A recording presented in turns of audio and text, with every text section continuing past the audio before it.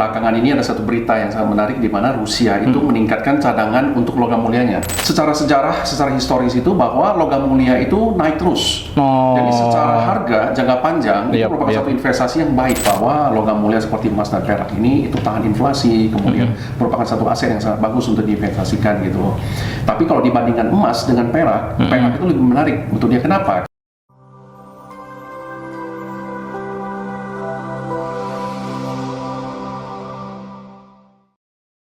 Pemirsa, inilah Cerdas Keuangan bersama saya Jackson Simanjuntak. Kali ini kita akan membahas terkait dengan komoditas perak dan peranannya dalam perdagangan global. Dan bersama kami di studio hari ini sudah ada analis dari Question Fund Indonesia, Pak Regen Lee. Pak Regen, gimana kabarnya? Baik. Nah, ini kita akan membahas terkait komoditas yang kayaknya juga disebut sebagai aset safe haven. Betul. Dan kemarin kan kita udah ngebahas tentang minyak bumi, kemarin juga udah ngebahas tentang emas. Nah, hari ini nih kita bahas apa nih? Hari ini kita ngomong perak ya. Salah satu komoditas yang juga menarik untuk dibahas. Mana belakangan ini ada satu berita yang sangat menarik di mana Rusia itu meningkatkan cadangan untuk logam mulianya. Nah, jadi logam mulia ini kan ada banyak nih. Jadi yang umum yang kita tahu itu adalah mungkin emas. Sebenarnya ada lain lagi, itu adalah juga misalkan dalam kategori palladium, kemudian ada titanium, rhodium. Tapi spesifik kita hari ini ngomong tentang perak karena ini sangat menarik. Untuk saat ini ya. Nah, itu gimana? Kita sebenarnya untuk perak ini itu kenapa sih orang-orang itu negara-negara tertentu itu mulai mau mencadangkan perak ke dalam aset mereka, aset negara gitu loh ya. Cadangan untuk komoditi yang mereka sangat perhatikan selain emas gitu kan. Nah, yang pertama itu karena dia merupakan safe haven seperti Pak Jeko tadi katakan, bahwa dia juga bisa memberikan keamanan dan stabilitas dalam hal ekonomi. Karena ketika ekonomi itu lagi lesu atau lagi membangkit itu dia nggak pengaruh. Jadi di balance out dia pakai silver juga untuk pakai perak. Kemudian ada juga negara itu melakukan itu karena diversifikasi portfolio. Kadang-kadang negara itu membelikan misalnya dari cadangan keuangan mereka itu mereka belikan misalnya bond dari negara lain, Treasury bond, US bond, kemudian bond yang ada di negara-negara Asia yang menarik. Selain itu mereka juga menstok untuk portfolio mereka, diversifikasinya itu menggunakan aset logam mulia seperti emas maupun perak gitu. Kemudian kenapa sih satu lagi itu? Karena dari segi harga itu kita lihat dari dulu puluhan tahun yang lalu pun itu harga bahkan seperti emas sekarang ini udah all time high dan silver all time high. Jadi secara sejarah, secara historis itu bahwa logam mulia itu naik terus. Jadi secara harga jangka panjang itu merupakan satu investasi yang baik. Menjanjikan ya. Menjanjikan. Untuk short term mungkin bisa naik turun. Tapi secara jangka panjang mungkin dalam belasan tahun, puluhan tahun itu merupakan satu aset yang lumayan oke gitu untuk mendapatkan harga yang lumayan. Seperti sekarang ini di tahun 2024 semua menjadi all time high gitu. Iya, benar. Kemudian alasan lain itu adalah mungkin krisis atau mungkin ancaman geopolitik, di mana kalau misalnya kita tahu kalau perang segala macam itu investor-investor itu lebih suka untuk investasikan kepada safe haven, emas atau perak salah satunya juga. Geopolitik itu ada cenderung mengarah ke sesuatu yang misalkan di pair dengan mata uang, kemudian mereka ambil yang lebih aman, misalnya dari segi komoditas itu yaitu emas dan perak. Tidak beresiko lah ya, kasarnya begitu ya. Nggak beresiko. Kemudian, emas atau perak ini itu nggak ada namanya kredit atau resiko di kredit atau pinjaman, jaminan gitu loh. Jadi walaupun ekonomi itu nilai uangnya berapa, nanti ketika nanti dia akan dijual ya ikutin harga market seperti itu. Ketika kalau mata uang itu bisa naik turun dengan kondisi ekonomi yang berkurang, kemudian kondisi global itu mata uang itu, tapi bisa dijadikan bahwa aset logam mulia itu tahan terhadap kondisi ekonomi global gitu. Nah, kan kalau misalnya tadi kan udah sempat disinggung terkait dengan Rusia ini. Nah, itu bisa diceritain nggak Pak Regen sebenarnya insight-nya tentang Rusia ini, kenapa dia mulai menstok perak dalam jumlah yang gila-gilaan itu? Rusia ini sebenarnya gini, dia terakhir ini mencadangkan logam mulia ke dalam negaranya itu, ke dalam aset cadangan negaranya itu sekitar 51 miliar rubel atau sekitar 535 dolar AS untuk juta US, 535 juta dolar AS nilai untuk logam mulianya gitu. Dan salah satunya itu memang perak gitu. Kenapa logam mulia perak ini sangat menarik? Karena Rusia itu bukan stok itu hanya untuk disimpan. tapi karena ada permintaan gitu. Dari dalam negerinya mereka. Betul, ada permintaan dari dalam negeri untuk dikhususkan untuk dipakai dalam industri. Ya, kita ketahui banyak lah nanti ada industri-industri tertentu yang mungkin bisa pakai emas, emas dan perak juga. Ya. Nah, kalau misalnya selain Rusia yang menurut Pak Regan sendiri, ada negara-negara lain juga nggak yang kayaknya ngikutin pola-pola yang dilakukan sama Rusia ini? Seperti saya misalkan tadi, negara lain juga ikut, ada misalnya AS dan Kanada. Nah, ini kenapa itu? Ya, Amerika Serikat dan Kanada itu juga meningkatkan cadangan untuk logam mulia mereka. Nah, spesifik untuk perak itu ditingkatkan karena memang ada seperti yang saya katakan tadi, itu produsen meminta. Jadi ada industri-industri tertentu di dalam satu negara itu meminta kepada government-nya itu atau para pemerintahnya itu tolong dong itu cadangan untuk perak ini dinaikin karena kita butuh nih. Gitu.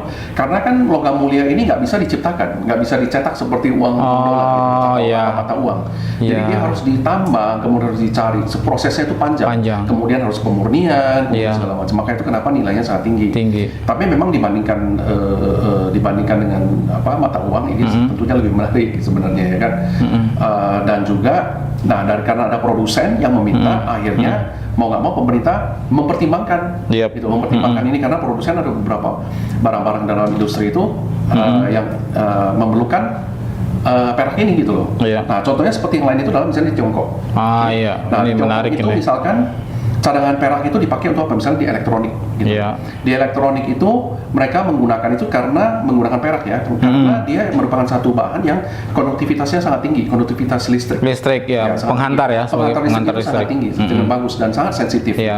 Kedua, di telepon seluler, jadi kemungkinan besar di layar cellphone itu ada sedikit peraknya gitu loh, ya kan? Kemudian juga di bagian dalam-dalamnya juga ada chipnya, komponen, mungkin ada komponen tertentu itu menggunakan perak. Kemudian kedua yang paling sering sekarang diutarakan oleh beberapa negara untuk green energy bumi ini, yaitu panel surya. Jadi panel surya itu ada satu layer menggunakan perak sangat tipis di sana untuk menyerap matahari dan di-convert menjadi listrik. Dan perak ini merupakan salah satu yang paling sensitif gitu, jadi dan paling bagus untuk dijadikan sumber untuk mengkonvert sinar matahari menjadi listrik. Energi. Kenapa itu situ? Kemudian di otomotif misalkan, otomotif itu misalnya sensor ban, sensor suhu di dalam mobil, kemudian dijadikan pelapis, ya kan, pelapis di mobil itu untuk penampilan lebih menarik. Mereka juga ada memakai sedikit perak. Kemudian yang lain seperti medis ya, alat-alat bedah. Memakai perak juga di situ, kemudian pada proses pembuatan obat-obatan tertentu, misalnya obat-obatan infeksi, itu menggunakan perak dalam prosesnya. Nah, yang paling gampang ini seperti di sini kita foto atau menggunakan kamera. Itu kamera di dalam fotografi juga dipakai. Karena perak itu sangat sensitif terhadap cahaya. Jadi digunakan di dalam fotografi juga. Gitu. Dan terakhir itu seperti industri kimia gitu. Industri kimia, perak itu dijadikan sebagai katalis ya, dalam satu senyawa kimia yang akan dicampur dicampur. Jadi menggunakan perak sebagai katalis gitu. Dan dalam industri tertentu itu menggunakan perak itu sebagai pewarna. Gitu. Jadi ada banyak sekali. Banyak banget ya. Jadi berarti industri yang banyak di dalam seluruh dunia inilah ya. Itu menggunakan perak sebenarnya. Gitu.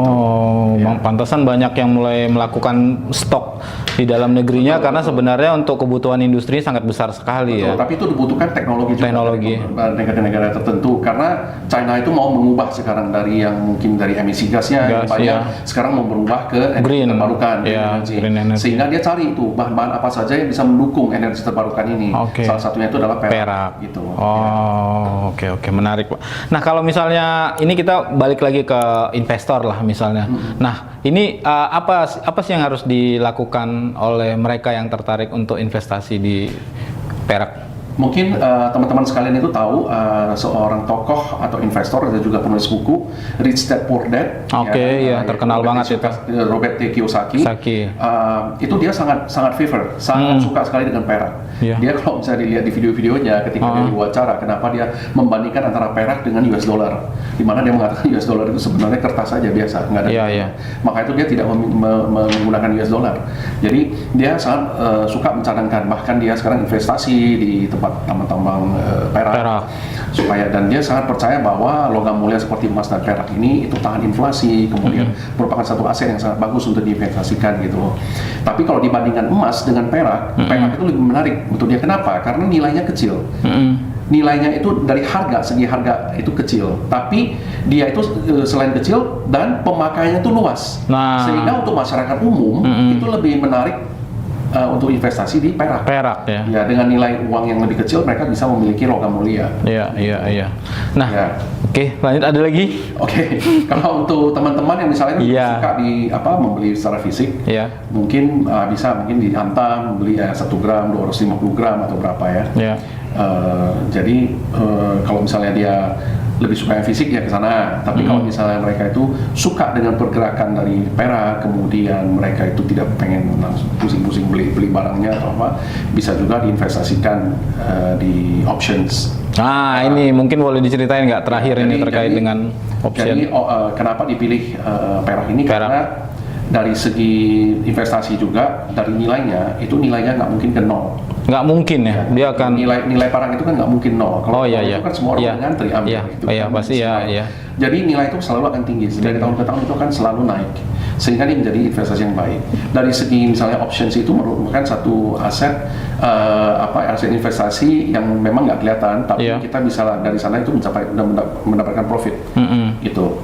Jadi buat teman-teman sekalian itu bisa coba lah dipelajari juga ETF untuk silver. Atau dengan simbol SLV ya.